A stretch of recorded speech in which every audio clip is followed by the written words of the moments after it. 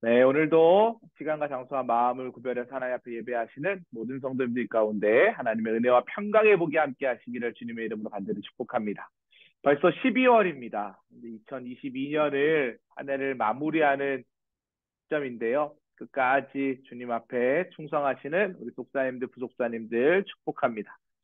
에스겔서 말씀으로 스스로를 돌이키라라는 제목으로 하나님의 은혜의 말씀 함께 나누도록 하겠습니다. 에스겔서는 포로 시대 때 기록된 예언서입니다. 특별히 바벨론 포로기로 잡혀갔을 때 다니엘서와 에스겔서가 이제 포로 잡혀가 있는 백성들, 이스라엘 백성들을 대상으로 기록되어 있는 그런 예언서입니다. 그 중에서도 오늘 우리가 읽은 18장의 이야기는 죄의 책임 문제를 깊이 있게 다루고 있습니다. 그 당시에 널리 통용되었던 속담들을 인용하면서 이 죄의 문제를 우리가 어떻게 살펴봐야 하는지 그로 말미암아 회개해야 하는 이유에 대해서 촉구하는 내용이 오늘 본문의 이야기입니다. 그러면 에스겔이 가르쳐준 회개의 내용이 무엇인지 오늘 본문의 내용을 통해서 우리가 세 가지로 좀 살펴보면 좋겠습니다. 첫 번째, 심판에 대한 책임이 전적으로 개인에게 있다는 사실을 꼭 기억해야 합니다. 오늘 본문 4절 말씀에 보니까 모든 영혼이 다 내게 속한지라 아버지의 영혼이 내게 속함 같이 그의 아들의 영혼도 내게 속하였나니 범죄하는 그 영혼은 죽으리라 라고 기록되어 있습니다. 바벨론의 포로로 잡혀온 이스라엘 백성들은 지금 자신들이 당하고 있는, 즉 바벨론이 이스라엘을 지금 침략했잖아요. 그리고 예루살렘 성을 파괴했고 포로로 지금 끌려가 있는 상황입니다. 지금 그들이 당하고 있는 그 고난의 원인이 본인들이 아니라 자신들의 조상의 죄 때문이라고 생각했습니다. 그 당시 이스라엘 사이에 유행했던 속담이 하나 있는데 아버지가 신 포도를 먹으면 아이의 이가 시다라는 속담입니다. 즉 아버지가 먹었기 때문에 배에 물림되어 아이의 이가 시다라는 그런 뜻을 가지고 있는 거죠. 하나님께서는 에스겔을 통하여서 분명히 말씀해 주십니다. 이스라엘 백성들이 지금 고통당하고 있는 것은 조상들 때문이 아니다. 아버지 때문이 아니다. 바로 지금 너희들, 그들 스스로의 죄 때문에 지금 고통당하고 있는 것이다. 라고 에스겔을 통해서 분명히 말씀해 주십니다. 하나님께서는 모든 사람들이 하나님 앞에서 단독자로 서 있는 것을 강조하셨습니다. 즉, 사람은 자기의 행위에 대해서 오직 자신이 거두게 된다라는 거예요. 하나님의 심판, 하나님의 구원은 절대로 연좌제의 적용을 받지 않습니다. 그러므로 사람은 자신이 어떤 일을 당하든지 그 결과를 다른 사람에게, 조상들에게, 부모님에게 돌릴 수 없습니다. 다른 사람의 의를 의지해서 구원에 이를 수 없는 것도 동일한 이치입니다. 성도 여러분, 우리가 지금 살아가고 있는 이 시점에도 마찬가지입니다. 구원은 나와 하나님과의 1대1 만남입니다. 심판도 나와 하나님과의 1대1 관계입니다. 내 안에 죄가 있으면 심판당하는 것이고 내 안에 피 흘림의 공로에 대한 감사함으로 충만하여 하나님의 자녀임을 입으로 시인하고 마음으로 믿으면 구원에 이르는 것입니다.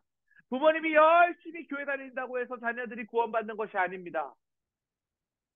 개개인의 마음, 개개인의 은혜, 개개인의 체험을 통해 이루어진다는 것을 꼭 기억하시기 바랍니다. 두 번째로 현재의 상황 가운데 우리에게 주시는 은혜가 있음을 우리는 알아야 합니다. 현재 신앙 상태가 아주 중요하다라는 것이죠. 아들은 아버지의 죄악을 담당하지 아니할 것이요 아버지는 아들의 죄악을 담당하지 아니하리니 의인의 공의도 자기에게로 돌아가고 악인의 악도 자기에게로 돌아가리라. 에스겔은 지금 이스라엘 백성들의 생각이 아주 잘못되어 있다는 것을 지적합니다. 그리고 그 잘못된 생각을 바로잡아 주기를 원했습니다. 부모의 죄악이 자녀에게 돌아가지 않는다는 거예요. 과거의 그 부모의 죄가 지금 현재를 살아가고 있는 자녀에게 미치지 않는다는 것입니다. 부모가 아무리 악하게 살았다 하더라도 자녀가 지금 아이들이 의로운 삶을 살면 그는 절대 죽지 않고 산다라고 기록되어 있죠. 17절 말씀입니다. 손을 금하여 가난한 자를 압제하지 아니하며 권리나 이자를 받지 아니하며 내 규례를 지키며 내 율례를 행하신데 이 사람은 그의 아버지의 죄악으로 죽지 아니하고 반드시 살겠고 하지만 반대로 악인이라도 잘못된 길에서 돌이키면 또 산다라고 이야기합니다. 또 반대로 의인이라도 의에서 떠나 죄를 범하면 반드시 그 죄로 인해 죽는다. 무슨 말입니까? 지금 내 삶의 자리가 아주 중요하다라는 거예요. 현재의 신앙 상태가 아주 중요하다라는 것입니다. 부모의 의나 부모의 악 때문에 내가 지금 좌지우지 되는 것이 아니라 또 과거에 있었던 어떤 모습 때문에 내가 지금 의나 악에 처하는 것이 아니라 현재 내가 살아가고 있는 이 시점에서 의로운 삶을 살아가고 있는지, 믿음으로 살아가고 있는지, 하나님을 바라보고 있는지 이것이 너무나도 중요하다라는 것입니다. 우리는 내 죄에 대한 하나님의 심판이 지금 유예된 기간을 보내고 있습니다. 무슨 말입니까? 종말의 상황이에요. 주님이 언제 오셔도 이상하지 않습니다. 심판이 유예되고 있어요. 유예되고 있다는 건 우리에게 기회가 있다는 것입니다. 기회가 있을 때 우리는 뭘 해야 돼요? 오늘 우리가 같이 인사했던 것처럼 회개하면 합니다. 하지만 끊임없이 죄를 범하면 죄의 삭은 뭐예요? 사망입니다. 그런 것입니다. 현재 내 신앙의 상태가 어떠한지 잘 한번 복기해 보시기 바랍니다. 예배 드리고 있는지, 말씀을 보고 있는지, 기도하고 있는지, 몸된 교회를 섬기고 있는지, 봉사하고 있는지, 영혼 구원하기 위해 전도하고 있는지, 하나님이 기뻐하시는 일을 과연 나는 하고 있는지 현재의 신앙 상태를 점검하는 것이 아주 중요합니다. 우리 소망교구의 모든 성도님들 주님께 쓰임받는 의로운 삶을 사시기를 주님의 이름으로 간절히 축복합니다. 세 번째로 죄악을 버리고 마음과 영을 새롭게 해야 합니다. 너희는 너희가 범한 모든 죄악을 버리고 마음과 영을 새롭게 할지어. 자신들의 죄를 깨닫지 못한 이스라엘 백성들은 주의 길이 공평하지 않다고 불평하였습니다. 그러나 에스겔은 이렇게 이야기합니다. 너희는 너희가 범한 모든 죄악을 버려라. 그리고 마음과 영을 새롭게 해라. 부분이 아닌 전체의 삶을 바라보시기 바랍니다. 변화된 삶이 나타나도록 우리들의 삶의 잘못된 부분을 회개하고 다시 돌이키시기 바랍니다. 마음과 영이 새롭게 변화될 때 진정한 회개가 일어납니다. 회개했어요 주님, 나는 이제 이제를 짓지 않을 거예요 라고 얘기하면서 생각과 행동의 변화가 없다. 그것은 진정한 회개가 아닙니다. 반복되는 습관적인 죄를 끊어내지 못한다. 그것은 진정한 회개가 아닙니다. 진실하게 회개한 사람은 삶의 변화가 일어납니다. 말이 바뀝니다. 행동이 바뀝니다. 그래서 오늘 본문에서 뭐라고 이야기합니까? 너희는 스스로 돌이키고 살지니라.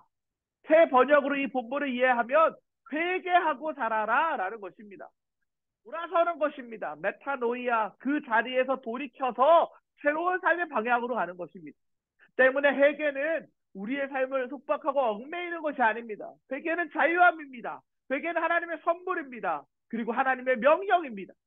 회개는 우리의 악함에서 돌이켜서 살 수 있는 그 길로 나아가야 합니다.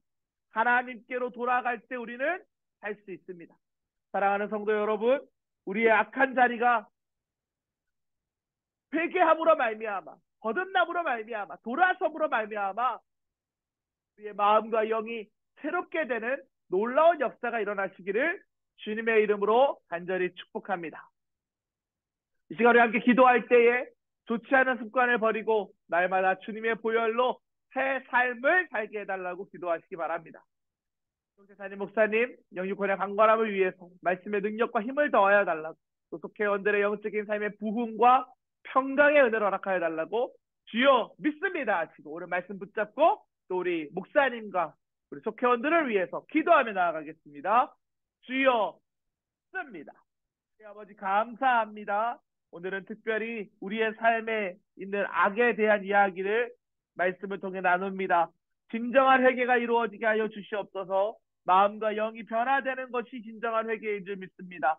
생각과 행동이 변하여서 하나님의 영광을 위하여 귀하게 쓰임받는 인생 될 수 있도록 도우시고 인도하여 주시옵소서. 현재 우리는 내 죄에 대한 하나님의 심판이 유예된 것을 믿음으로 고백합니다. 주님 앞에서 선물로 받은 구원의 복을 누리며 살아갈 수 있도록 역사하여 주시옵소서.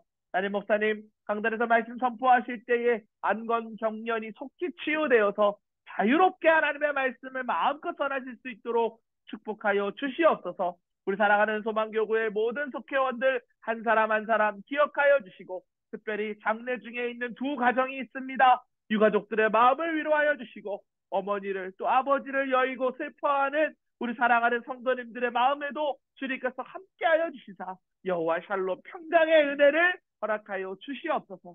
하나님께서 함께하여 주실 줄 믿사오며 예수 그리스도의 이름으로 기도합니다. 아멘. 돌이킴의 은혜가 우리 모든 성도님들의 삶의 자리 가운데 함께 하시기를 주님의 이름으로 간절히 축복합니다.